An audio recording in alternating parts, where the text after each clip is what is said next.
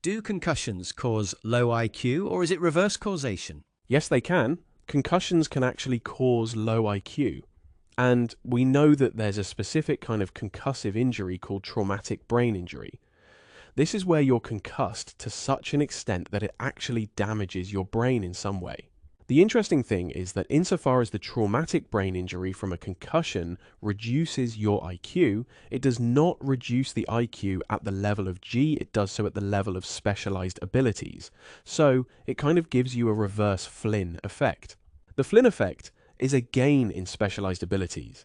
Getting your head knocked really hard will reduce those specialized abilities. Yes, of course, the G is highly genetic.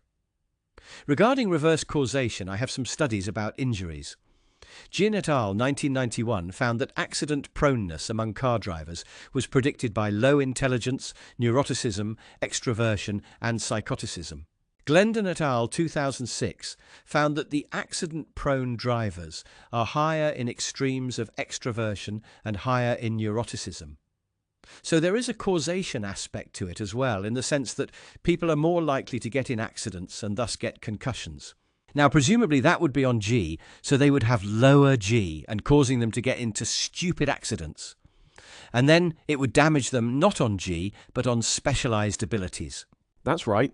We see the same pattern with fetal alcoholism and fetal cocaine exposure, and also with lead exposure.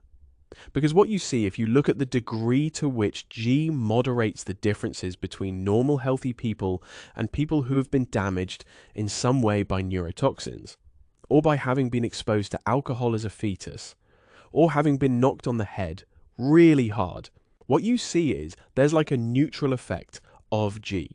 So G doesn't seem to be positively or negatively moderating the group difference between the clinical group and the healthy group. So, exactly as you just said, to some extent people who have low G to begin with are more likely to get involved in a situation where they're going to be exposed to lead poisoning through occupational hazards or living in a bad area. Or they're going to be more likely to drink while they're pregnant. Or they're going to be more likely to be iodine deficient. Or they're going to be more likely to get into injuries that lead to traumatic head injury, like riding a motorbike without a helmet, for example. So, yes, in that sense, the group difference is going to be partly on G.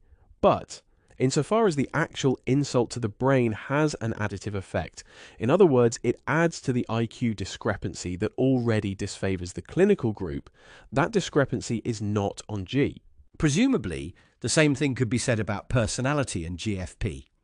So people who have outlier high extroversion, it seems, and also control, are more likely to get into serious car accidents. And then they're going to get brain damage, and that will have a further negative effect on personality as well. You're thinking like a Phineas Gage type thing. I mean, it's possible because Phineas Gage had damage to his frontal lobes. There's somewhat mythical stories about the extent of his sociopathy, but he does seem to have been a bit odd.